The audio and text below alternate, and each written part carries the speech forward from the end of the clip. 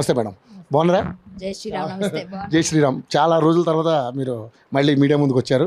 ఏంటి మేడం ఈ rave party గురించి ఏంటి మీరు బాగా హాట్గా స్పందిస్తున్నారు, ఏంటి కారణం?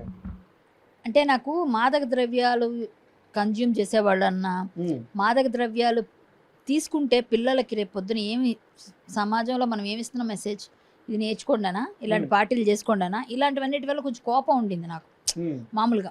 ఆ కోపం అనమాట నాకు చాలా వరకు. అంటే వీళ్ళ మీద కాదు, వీళ్ళ ఈ పార్టీకి వెళ్ళిన వాళ్ళు పక్కన పెడితే ఎవరైతే డ్రగ్ పెట్లర్స్ వాళ్ళందరి మీద నాకు చాలా కోపం.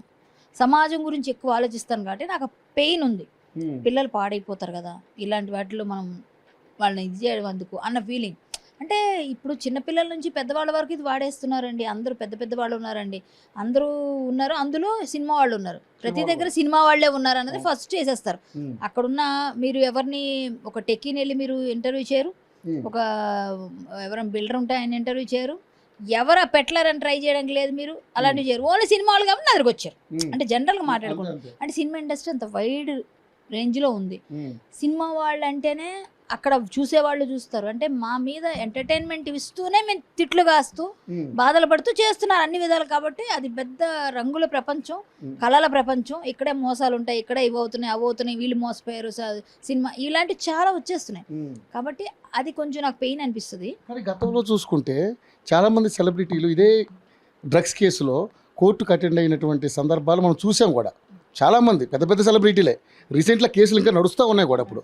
సో ఏంటి మరి అలా అంటే మీరు అంటే కళ్ళకు కనిపించేది సినీ ఇండస్ట్రీ అని మీరు అంటున్నారు, కానీ నిజంగానే అదే కదా కనిపించేది వాస్తవం కూడా. అంటే వీళ్ళతో పాటు వాళ్ళు ఉన్నారు కానీ వీళ్ళే కనిపిస్తారు అంటున్నాను నేను. అదే అంటున్నా, ఇంతమందిలో పాటు మీరు అక్కడ ఆ పార్టీలో దొరికినప్పుడు కూడా చాలా మంది ఉంటారు, బడాబాబులు పిల్లలు అందరూ, వాళ్ళు రారు, వీళ్ళే వస్తున్నారు. అదే నేను చెప్తుంది, వీళ్ళే ఇప్పుడు తిరుగుతున్నారు కోర్టులకి. ఎందుకంటే వీళ్ళు ఎక్కడున్న ఫోకస్ ఉంటుంది.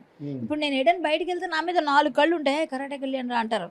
మీరు వెళ్ళారు అనుకోండి, మీరు మిమ్మల్ని తెలిసిన వాళ్ళు పలకరిస్తారు, నన్ను తెలిసిన వాళ్ళు తెలియని వాళ్ళు పలకరిస్తారు. ఎందుకంటే అందరికీ మేము పబ్లిక్ రెస్పాన్సిబిలిటీ, సెలబ్రిటీస్ కాబట్టి పబ్లిక్ వాళ్ళ సొత్తులా చూసుకుంటారు మమ్మల్ని. మేము పబ్లిక్ ప్రాపర్టీలా ఉంటాం. అంటే మమ్మల్ని ఇంకా వీళ్ళు మనవాళ్లే. అసలు సినిమాలు చూడండి చాలా మంది ఓన్ చేసేసుకుంటారు. మీరు ఎక్కడైనా సినిమా వాళ్ళు అప్పట్లో పెద్ద పెద్ద వాళ్ళని కూడా ఎన్టీఓడు, కృష్ణ ఇలాంటి, అంటే వాళ్ళ సింగిల్ వర్డ్లో మాట్లాడినప్పుడు, అంటే ఎలాంటి సింగిల్ దాన్ని ఎలా అంటే తెలుగులో చెప్పాలంటే ఏకవచన పదజాలం. నాకు ఇవన్నీ చెప్పడం రాదు. అయితే సో అలా పదజాలం అది ఇప్పుడు మనం ఏంటారు అంటున్నారు ఇప్పుడు చిన్నపిల్లలు కూడా. కానీ వాళ్ళని అంటే వాళ్ళ ఇంట్లో వాళ్ళ ఫీల్ అయిపోయారు. ఇప్పుడు సినిమా వాళ్ళంటే అలా తీసుకుంటున్నారు. సో మమ్మల్ని అది మేమే ఫస్ట్ ఫోకస్ అవుతున్నాం అంతే.